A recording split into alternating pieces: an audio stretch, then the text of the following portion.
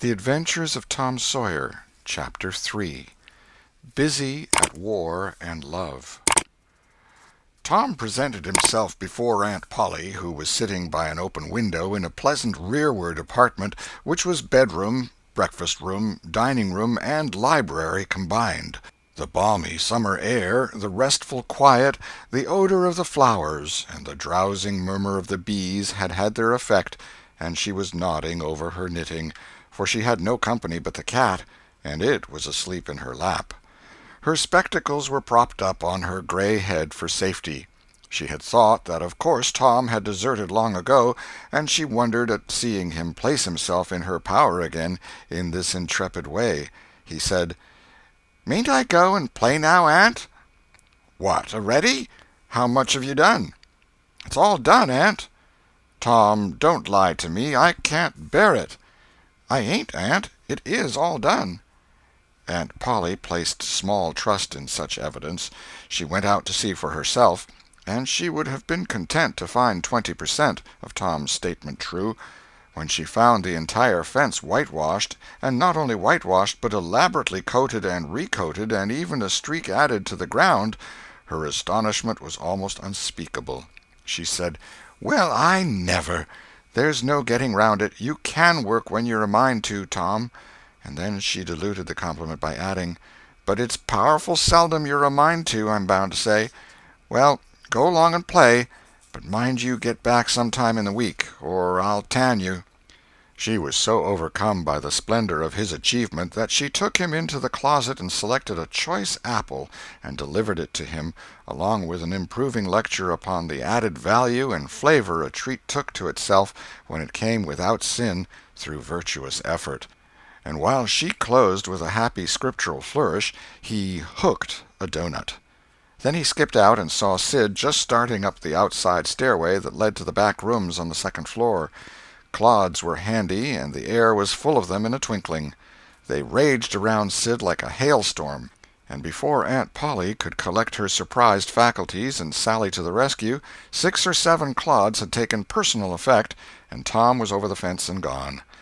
There was a gate, but as a general thing he was too crowded for time to make use of it.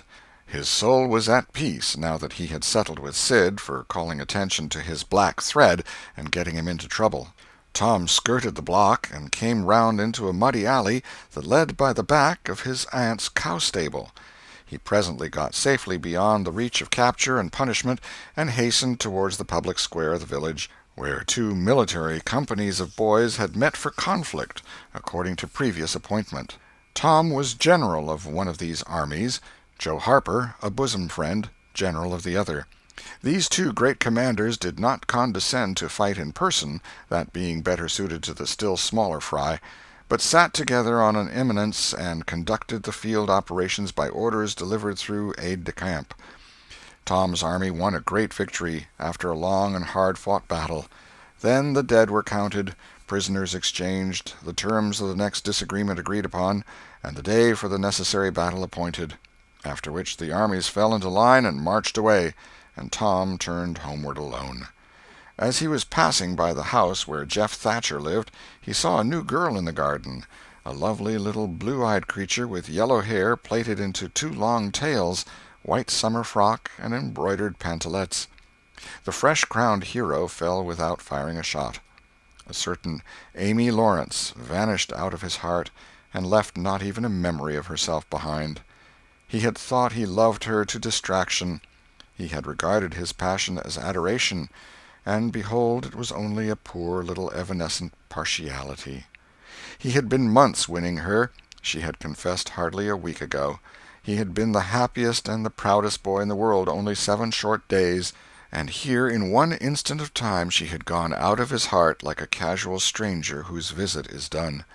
He worshipped this new angel with furtive eye, till he saw that she had discovered him. Then he pretended he did not know she was present, and began to show off in all sorts of absurd boyish ways in order to win her admiration. He kept up this grotesque foolishness for some time, but by and by, while he was in the midst of some dangerous gymnastic performances, he glanced aside and saw that the little girl was wending her way toward the house. Tom came up to the fence and leaned on it, grieving and hoping she would tarry yet a while longer. She halted a moment on the steps and then moved toward the door. Tom heaved a great sigh as she put her foot on the threshold. But his face lit up right away, for she tossed a pansy over the fence a moment before she disappeared. The boy ran around and stopped within a foot or two of the flower, and then shaded his eyes with his hand and began to look down street as if he had discovered something of interest going on in that direction. Presently he picked up a straw and began trying to balance it on his nose, with his head tilted far back, and as he moved from side to side in his efforts, he edged nearer and nearer toward the pansy.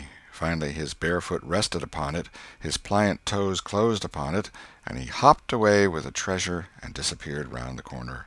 But only for a minute, only while he could button the flower inside his jacket, next his heart, or next his stomach, possibly, for he was not much posted in anatomy, and not hypercritical anyway. He returned now and hung about the fence till nightfall, showing off as before, but the girl never exhibited herself again, though Tom comforted himself a little with the hope that she had been near some window meantime and been aware of his attentions. Finally he rode home reluctantly, with his poor head full of visions. All through supper his spirits were so high that his aunt wondered what had got into the child. He took a good scolding about clodding Sid, and did not seem to mind it in the least. He tried to steal sugar under his aunt's very nose, and got his knuckles rapped for it. He said, "Aunt, you don't whack Sid when he takes it." "Well, Sid don't torment a body the way you do. You'd be always into that sugar if I warn't watching you." Presently she stepped into the kitchen, and Sid, happy in his immunity, reached for the sugar bowl, a sort of glorying over Tom which was well nigh unbearable. But Sid's fingers slipped, and the bowl dropped and broke. Tom was in ecstasies. In such ecstasies that he even controlled his tongue and was silent. He said to himself that he would not speak a word, even when his aunt came in, but would sit perfectly still till she asked who did the mischief, and then he would tell, and there would be nothing so good in the world as to see that pet model catch it. He was so brimful of exultation that he could hardly hold himself when the old lady came back and stood above the wreck discharging lightnings of wrath from over her spectacles. He said to himself, "Now it's coming," and the next instant he was sprawling on the floor. The potent palm was uplifted to strike again when Tom cried out, "Hold on, now, what are you belting me for? Sid broke it." Aunt Polly paused, perplexed, and Tom looked for healing pity. But when she got her tongue again, she only said, "Humph! Well, you didn't get a lick amiss, I reckon. You been into some other audacious mischief when I wasn't around, like enough." Then her conscience reproached her, and she yearned to say something kind and loving, but she judged that this would be construed into a confession that she had been in the wrong, and discipline forbade that. So she kept silence, and went about her affairs with a troubled heart. Tom sulked in a corner and exulted his woes. He knew that in her heart his aunt was on her knees to him, and he was morosely gratified by the consciousness of it. He would hang out no signals. He would take notice of none. He knew that a yearning glance fell upon him now and then through a film of tears, but he refused recognition of it. He pictured himself lying sick unto death, and his aunt bending over him, beseeching one little forgiving word, but he would turn his face to the wall and die with that word unsaid. Ah, how would she feel then? And he pictured himself brought home from the river, dead, with his curls all wet and his sore heart at rest. How she would throw herself upon him, and how her tears would fall like rain, and her lips pray God to give her back her boy, and she would never, never abuse him any more. But he would lie there, cold and white, and make no sign, a poor little sufferer whose griefs were at an end. He so worked upon his feelings with the pathos of these dreams that he had to keep swallowing, he was so like to choke, and his eyes swam in a blur of water which overflowed when he winked, and ran down and trickled from the end of his nose. And such a luxury to him was this petting of his sorrows that he could not bear to have any worldly cheeriness or any grating delight intrude upon it. It was too sacred for such contact, and so, presently, when his cousin Mary danced in, all alive with the joy of seeing home again after an age-long visit of 1 week to the country, He got up and moved in clouds and darkness out at one door as she brought song and sunshine in at the other. He wandered far from the accustomed haunts of boys and sought desolate places that were in harmony with his spirit. A log raft in the river invited him, and he seated himself on its outer edge and contemplated the dreary vastness of the stream, wishing the while that he could only be drowned, all at once and unconsciously, without undergoing the uncomfortable routine devised by nature. Then he thought of his flower. He got it out, rumpled and wilted, and it mightily increased his dismal felicity. He wondered if she would pity him if she knew. Would she cry and wish that she had a right to put her arms round his neck and comfort him? Or would she turn coldly away like all the hollow world? This picture brought such an agony of pleasurable suffering that he worked it over and over again in his mind and set it up in new and varied lights till he wore it threadbare. At last he rose up sighing and departed in the darkness. About 9:30 or 10 o'clock he came along the deserted street to where the adored unknown lived. He paused a moment. No sound fell upon his listening ear. A candle was casting a dull glow upon the curtain of a second-story window. Was the sacred presence there? He climbed the fence, threaded his stealthy way through the plants, till he stood under that window. He looked up at it long and with emotion. Then he laid him down on the ground under it, disposing himself upon his back, with his hands clasped upon his breast and holding his poor wilted flower. And thus he would die, out in the cold world, with no shelter over his homeless head, no friendly hand to wipe the death damps from his brow, no loving face to bend pityingly over him when the great agony came. And thus she would see him when she looked out upon the glad morning, and oh, would she drop one little tear upon his poor lifeless form, would she heave one little sigh to see a bright young life so rudely blighted, so untimely cut down? The window went up, a maidservant's discordant voice profaned the holy calm, and a deluge of water drenched the prone martyr's remains. The strangling hero sprang up with a relieving snort. There was a whiz as of a missile in the air, mingled with the murmur of a curse. A sound as of shivering glass followed, and a small vague form went over the fence and shot away in the gloom. Not long after, as Tom, all undressed for bed, was surveying his drenched garments by the light of a tallow-dip, Sid woke up. But if he had any dim idea of making any references to illusions, he thought better of it and held his peace, for there was danger in Tom's eye. Tom turned in without the added vexation of prayers, and Sid made mental note of the omission. End of Chapter 3. Chapter 4. Showing Off in Sunday School. The sun rose upon a tranquil world and beamed down upon the peaceful village like a benediction. Breakfast over, Aunt Polly had family worship. It began with a prayer built from the ground up of solid courses of scriptural quotations, welded together with a thin mortar of originality. And from the summit of this she delivered a grim chapter of the Mosaic law, as from Sinai. Then Tom girded up his loins, so to speak, and went to work to get his verses. Sid had learned his lesson days before. Tom bent all his energies to the memorizing of 5 verses, and he chose part of the Sermon on the Mount because he could find no verses that were shorter. At the end of half an hour Tom had a vague general idea of his lesson, but no more, for his mind was traversing the whole field of human thought, and his hands were busy with distracting recreations. Mary took his book to hear him recite, and he tried to find his way through the fog.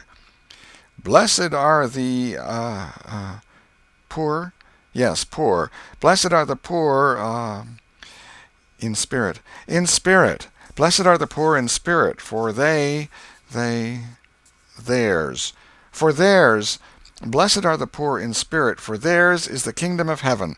Blessed are they that mourn, for they, for they, S-H-A. For they, S-H, oh, I don't know what it is, shall. Oh, shall. For they shall mourn. Blessed are they that shall, they that shall mourn, for they shall what? Why don't you tell me, Mary? What do you want to be so mean for? "Oh, Tom, you poor thick-headed thing, I'm not teasing you. I wouldn't do that. You must go and learn it again. Don't you be discouraged, Tom. You'll manage it, and if you do, I'll give you something ever so nice. There now, that's a good boy." "All right. What is it, Mary? Tell me what it is."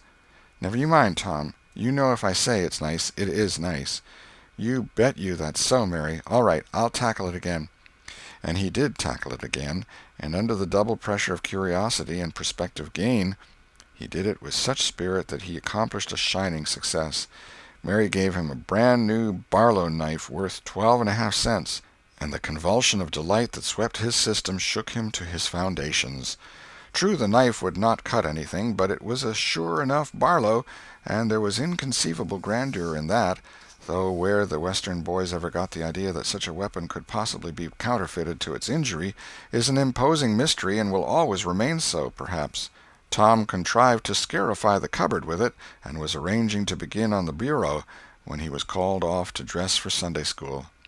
Mary gave him a tin basin of water and a piece of soap, and he went outside the door and set the basin on a little bench there. Then he dipped the soap in the water and laid it down, turned up his sleeves, poured out the water on the ground, gently, and then entered the kitchen and began to wipe his face diligently on the towel behind the door. But Mary removed the towel and said, "Now ain't you ashamed, Tom? You mustn't be so bad. Water won't hurt you." Tom was a trifle disconcerted. The basin was refilled, and this time he stood over it a little while, gathering resolution, took in a big breath, and began. When he entered the kitchen presently, with both eyes shut and groping for the towel with his hands, an honorable testimony of suds and water was dripping from his face. But when he emerged from the towel he was not yet satisfactory, for the clean territory stopped short at his chin, and his jaws like a mask. Below and beyond this line there was a dark expanse of unirrigated soil that spread downward in front and backward around his neck. Mary took him in hand, and when she was done with him, he was a man and a brother without distinction of color, and his saturated hair was neatly brushed and its short curls wrought into a dainty and symmetrical general effect. He privately smoothed out the curls with labor and difficulty, and plastered his hair close down to his head, for he held curls to be effeminate, and his own filled his life with bitterness. Then Mary got out a suit of his clothing that had been used only on Sundays during 2 years. They were simply called his other clothes, and so by that we know the size of his wardrobe. The girl put him to rights after he had dressed himself. She buttoned his neat roundabout up to his chin, turned his vast shirt-collar down over his shoulders, brushed him off, and crowned him with his speckled straw hat. He now looked exceedingly improved and uncomfortable. He was fully as uncomfortable as he looked, for there was a restraint about whole clothes and cleanliness that galled him. He hoped that Mary would forget his shoes, but the hope was blighted. She coated them thoroughly with tallow, as was the custom, and brought them out. He lost his temper and said he was always being made to do everything he didn't want to do, but Mary said persuasively, "Please, Tom, that's a good boy." So he got into the shoes, snarling. Mary was soon ready, and the 3 children set out for Sunday school, a place that Tom hated with his whole heart, but Sid and Mary were fond of. Sabbath school hours were from 9 to 10:30, and then church service. 2 of the children always remained for the sermon voluntarily, and the other always remained too, for stronger reasons. The church's high-backed, uncushioned pews would seat about 300 persons. The edifice was but a small, plain affair, with a sort of pine-board tree-box on top of it for a steeple. At the door Tom dropped back a step and accosted a Sunday-dressed comrade. "Say, Billy, got a yaller ticket?" "Yes." "What'll you take for her?" "What'll you give?" "Piece of licorice and a fish-hook." "Let's see 'em." Tom exhibited. They were satisfactory, and the property changed hands. Then Tom traded a couple of white alleys for 3 red tickets, and some small trifle or other for a couple of blue ones. He waylaid other boys as they came, and went on buying tickets of various colors 10 or 15 minutes longer. He entered the church now with a swarm of clean and noisy boys and girls, proceeded to his seat, and started a quarrel with the first boy that came handy. The teacher, a grave elderly man, interfered, then turned his back a moment, and Tom pulled a boy's hair in the next bench, and was absorbed in his book when the boy turned round. stuck a pin in another boy presently in order to hear him say "ouch," and got a new reprimand from his teacher. Tom's whole class were of a pattern, restless, noisy, and troublesome. When they came to recite their lessons, not one of them knew his verses perfectly, but had to be prompted all along. However, they worried through, and each got his reward, in small blue tickets, each with a passage of Scripture on it. Each blue ticket was pay for 2 verses of the recitation. 10 blue tickets equaled a red one, and could be exchanged for it. 10 red tickets equaled a yellow one. For 10 yellow tickets the superintendent gave a very plainly bound Bible, worth 40 cents in those easy days, to the pupil. How many of my readers would have the industry and application to memorize 2,000 verses even for a Doré Bible? And yet Mary had acquired 2 Bibles in this way. It was the patient work of 2 years. And a boy of German parentage had won 4 or 5. He once recited 3,000 verses without stopping. But the strain upon his mental faculties was too great, and he was little better than an idiot from that day forth. A grievous misfortune for the school, for on great occasions before company the superintendent, as Tom expressed it, had always made this boy come out and spread himself. Only the older pupils managed to keep their tickets and stick to their tedious work long enough to get a Bible, and so the delivery of one of these prizes was a rare and noteworthy circumstance. The successful pupil was so great and conspicuous for that day that on the spot every scholar's heart was fired with a fresh ambition that often lasted a couple of weeks. It is possible that Tom's mental stomach had never really hungered for one of those prizes, but unquestionably his entire being had for many a day longed for the glory and the éclat that came with it. In due course the superintendent stood up in front of the pulpit with a closed hymn-book in his hand and his forefinger inserted between its leaves, and commanded attention. When a Sunday school superintendent makes his customary little speech, a hymn-book in the hand is as necessary as is the inevitable sheet of music in the hand of a singer who stands forward on the platform and sings a solo at a concert. Though why is a mystery, for neither the hymn-book nor the sheet of music is ever referred to by the sufferer. This superintendent was a slim creature of 35, with a sandy goatee and short sandy hair. He wore a stiff standing collar whose upper edge almost reached his ears, and whose sharp points curved forward abreast the corners of his mouth, a fence that compelled a straight look-out ahead and a turning of the whole body when a side view was required. His chin was propped on a spreading cravat, which was as broad and as long as a bank-note, and had fringed ends. His boot-toes were turned sharply up, in the fashion of the day, like sleigh-runners, an effect patiently and laboriously produced by the young men by sitting with their toes pressed against a wall for hours together. Mr. Walters was very earnest of mien, and very sincere and honest at heart, and he held sacred things and places in such reverence, and so separated them from worldly matters, that unconsciously to himself his Sunday-school voice had acquired a peculiar intonation which was wholly absent on weekdays. He began after this fashion: "Now, children, I want you all to sit up just as straight and pretty as you can and give me all your attention for a minute or two. There, that is it. That is the way good little boys and girls should do. I see one little girl who is looking out of the window. I am afraid she thinks I am out there somewhere, perhaps up in one of the trees making a speech to the little birds." Applausive titter. "I want to tell you how good it makes me feel to see so many bright, clean little faces assembled in a place like this, learning to do right and be good," and so forth and so on.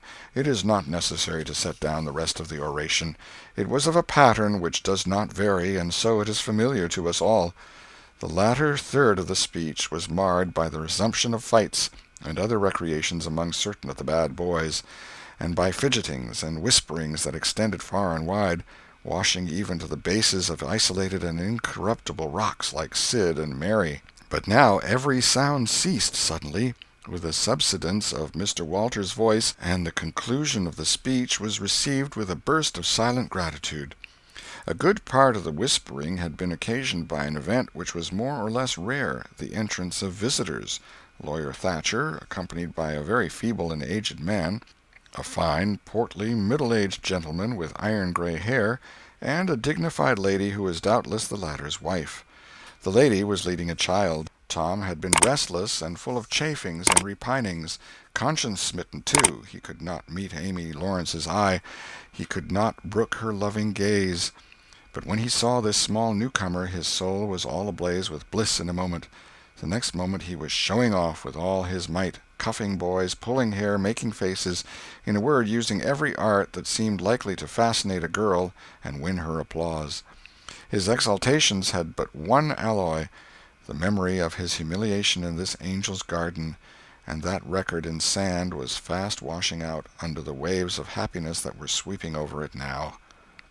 The visitors were given the highest seat of honor, and as soon as Mr. Walters's speech was finished he introduced them to the school. The middle-aged man turned out to be a prodigious personage, no less a one than the county judge, altogether the most august creation these children had ever looked upon, and they wondered what kind of material he was made of, and they half wanted to hear him roar, and were half afraid he might, too. He was from Constantinople, 12 miles away, so he had traveled, and seen the world. These very eyes had looked upon the county courthouse, which was said to have a tin roof. The awe which these reflections inspired was attested by the impressive silences and the ranks of staring eyes. This was the great Judge Thatcher, brother of their own lawyer. Jeff Thatcher immediately went forward to be familiar with the great man and be envied by the school. It would have been music to his soul to hear the whisperings, "Look at him, Jim, he's a-going up there. Say, look, he's a-going to shake hands with him. He is shaking hands with him. By jings, don't you wish you was Jeff?" Mr. Walters fell to showing off, with all sorts of official bustlings and activities, giving orders and delivering judgments, discharging directions here, there, everywhere that he could find a target. The librarian showed off, running hither and thither with his arms full of books, and making a deal of the splutter and fuss that insect authority delights in. The young lady teachers showed off, bending sweetly over pupils that were lately being boxed, lifting pretty warning fingers at bad little boys, and patting good ones lovingly. The young gentlemen teachers showed off with small scoldings and other little displays of authority and fine attention to discipline, and most of the teachers of both sexes found business up at the library by the pulpit. And it was business that frequently had to be done over again 2 or 3 times, with much seeming vexation. The little girls showed off in various ways, and the little boys showed off with such diligence that the air was thick with paper wads and the murmur of scuffling. And above it all, the great man sat and beamed a majestic judicial smile upon all the house, and warmed himself in the sun of his own grandeur, for he was showing off, too. There was only one thing wanting to make Mr. Walters' ecstasy complete, and that was a chance to deliver a Bible prize and exhibit a prodigy. Several pupils had a few yellow tickets, but none had enough, and he had been around among the star pupils inquiring. He would have given worlds now to have that German lad back again with a sound mind. And now at this moment, when hope was dead, Tom Sawyer came forward with 9 yellow tickets, 9 red tickets, and 10 blue ones, and demanded a Bible. This was a thunderbolt out of a clear sky. Walters was not expecting an application from this source for the next 10 years, but there was no getting around it. Here were the certified checks, and they were good for their face. Tom was therefore elevated to a place with the judge and the other elect, and the great news was announced from headquarters. It was the most stunning surprise of the decade, and so profound was the sensation that it lifted the new hero up to the judicial one's altitude, and the school had 2 marvels to gaze upon in place of one. The boys were all eaten up with envy, and those that suffered the bitterest pangs were those who perceived too late that they themselves had contributed to this hated splendor by trading tickets to Tom for the wealth he had amassed in selling whitewashing privileges. These despised themselves as being the dupes of a wily fraud, a guileful snake in the grass. The prize was delivered to Tom with as much effusion as the superintendent could pump up under the circumstances, but it lacked somewhat of the true gush, for the poor fellow's instinct taught him that there was a mystery here that could not well bear the light, perhaps. It was simply preposterous that this boy had warehoused 2,000 sheaves of scriptural wisdom on his premises. A dozen would strain his capacity, without a doubt. Amy Lawrence was proud and glad, and she tried to make Tom see it in her face, but he wouldn't look. She wondered. Then she was just a grain troubled. Next, a dim suspicion came and went, came again. She watched. A furtive glance told her worlds, and then her heart broke, and she was jealous and angry, and the tears came, and she hated everybody. Tom most of all, she thought. Tom was introduced to the judge, but his tongue was tied, his breath would hardly come, his heart quaked, partly because of the awful greatness of the man, but mainly because he was her parent. He would have liked to fall down and worship him if it were in the dark. The judge put his hand on Tom's head and called him a fine little man, and asked him what his name was. The boy stammered, gasped, and got it out. "Tom." "Oh, no, not Tom. It is Thomas." "Ah, that's it. I thought there was more to it, maybe. That's very well. But you've another one, I dare say, and you'll tell it to me, won't you?" "Tell the gentleman your other name, Thomas," said Walters, "and say 'sir.' You mustn't forget your manners." "Thomas Sawyer, sir." "That's it. That's a good boy. Fine manly little fellow. 2,000 verses is a great many, very, very great many, and you never can be sorry for the trouble you took to learn them. For knowledge is worth more than anything there is in the world. It's what makes great men and good men. You'll be a great man and a good man yourself some day, Thomas, and then you'll look back and say, 'It's all owing to the precious Sunday school privileges of my boyhood. It's all owing to my dear teachers that taught me to learn. It's all owing to the good superintendent who encouraged me and watched over me and gave me a beautiful Bible, a splendid, elegant Bible, to keep and have it all for my own, always. It's all owing to right bringing up.' That is what you will say, Thomas, and you wouldn't take any money for those 2,000 verses. No, indeed you wouldn't. And now you wouldn't mind telling me and this lady some of the things you've learned. No, I know you wouldn't, for we are proud of little boys that learn. Now, no doubt you know the names of all the 12 disciples. Won't you tell us the names of the first 2 that were appointed?" Tom was tugging at a buttonhole and looking sheepish. He blushed now, and his eyes fell. Mr. Walters' heart sank within him. He said to himself, "It is not possible that the boy can answer the simplest question. Why did the judge ask him?" Yet he felt obliged to speak up and say, "Answer the gentleman, Thomas. Don't be afraid." Tom still hung fire. "Now I know you'll tell me," said the lady. "The names of the first 2 disciples were David and Goliath." Let us draw the curtain of charity over the rest of the scene. End of chapter 4.